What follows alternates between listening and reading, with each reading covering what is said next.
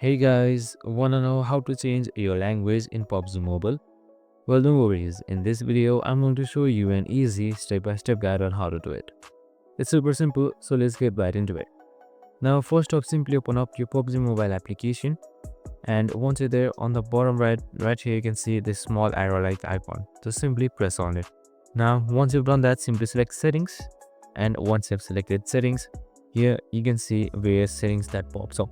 So on the right side, just simply scroll down until you see language, which should be on the bottom, that is located right here.